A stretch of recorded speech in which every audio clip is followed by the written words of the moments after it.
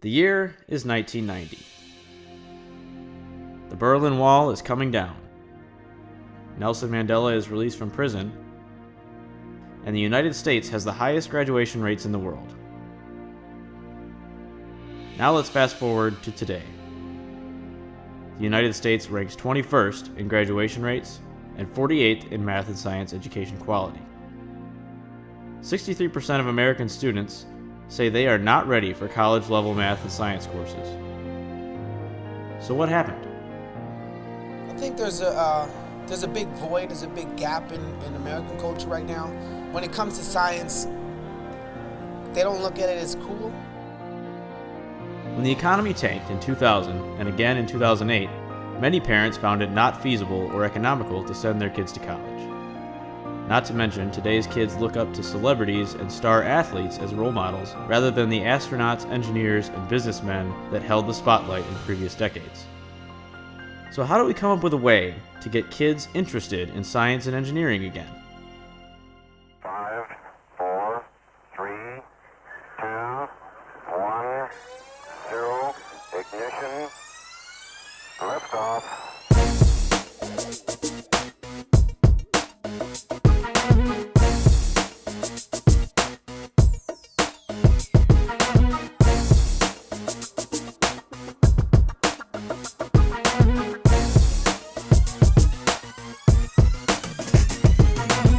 I'm Bob Nichols, and I'm director of the FIRST Robotics Community Center at Kettering. I'm Austin Sharkey. I'm with Team 5183 from Gaylord. My name is Philip Place. I am the lead mentor for Megahertz Robotics. This is FIRST Team 5056. Well, I'm Brian Reese. Our team number is 5524. My favorite part about FIRST is that it gives you real life experience with things you really would never even think of as possible. My favorite thing about FIRST is how FIRST literally transforms the lives of these young people from the time they come on the team to when they graduate and they're out selling FIRST to businesses. They change their whole complexion of what career they want to actually pursue. And so when they come on the team, they're not sure what they want to do in life. By the time they graduate from high school, they want to be an engineer or scientist. The things that go on the flint that they, I don't want to say pay attention to, that they look up to as basketball and football, but this is a game of the mind, so it gets them thinking outside the box other than sports. Basically, we just build robots and yeah.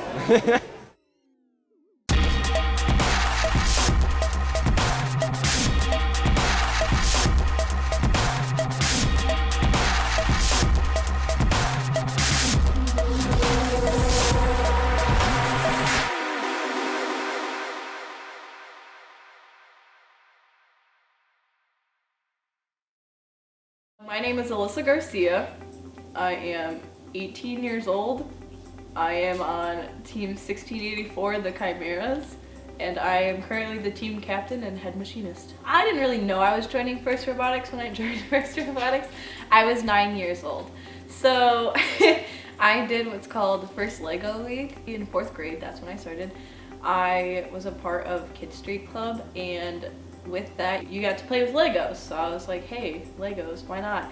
But I didn't know that it would turn into this like love of engineering and building 120-pound robots. When I got into high school, I had no clue that's what that would lead with. But being with it for so long I really just learned to love it. I've seen a lot of adults say, you know, I need to go back to college when they feel they've missed out on some new technology or new perspective on life. Now you have to say, wait a minute, I gotta go back to junior high school because these kids, I'm telling you, these kids were just like, oh my gosh. I've done a lot of things. I played the Super Bowl, did the World Cup, did a lot of things. Been in Rome, Italy, Brazil. I've been a lot of places. But spending time with those kids building robots just ignited my whole life.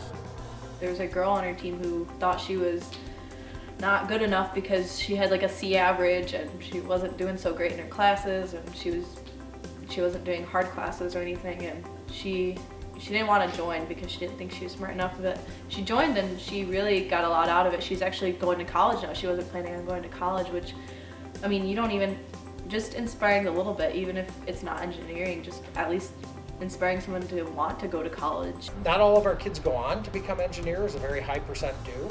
But what we hope is that every kid is inspired and understands the value of science and technology, the impact they can have by developing those skills, and how they can really use their passion for those areas to bring STEM to life. We know all kids are naturally curious. They always want to know how the world works, why is something the way it is, and somehow our education system and life tends to sort of beat that curiosity out of you. So our goal is to inspire kids to pursue their curiosity, their passion, and to celebrate them for doing that. And that's why very much, we pull on the sports model and create the sport for the mind. We invite anyone. It's a free event. Anyone can go. It doesn't cost any money, but it's definitely kind of like a sporting event. Like, you get to watch these robots compete on the field, and then you also get to do other activities if there's other activities at the event. But a lot of it's just fun and crazy, and it's a 3v3 match. So 3 robots versus another 3 robots, and you're never in the same alliance, is what we call these teams. So it's all mixed up all the time. So the people you might be fighting against in one could be the people you're with the next one. You have a task during this competition. For example, this year we have, it's called Stronghold, but you have to get these boulders into a tower and then capture the tower and break defenses, which are like a drawbridge or a door which you have to open, or going over a large bump. Yeah, most people when we say, oh yeah, I'm on a robotics team, they're like, oh, you mean like the fighting ones? The ones that like attack? No, like there's so much, we're more than robots. Our mission is to inspire young people, ages 6 to 18, to become science and technology leaders and innovators. It just lit up my world, seeing these kids showed me the code that he wrote on his computer. I'm like, you wrote this code? He's like, yeah, let me show you. I was like, wow.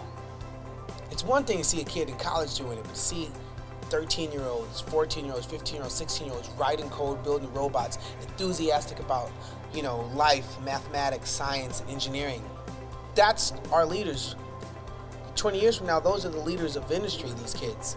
I think after my generation, or like the next generation, definitely there's gonna be a spike. Like, I think FIRST really inspires everyone to get into STEM. Like, that's just, obviously not everyone in FIRST is gonna get into STEM. There's kids who do business and marketing and all these other things that are wonderful, but I think definitely there's gonna be like a huge spike in the amount of people who are gonna be majoring in engineering, so.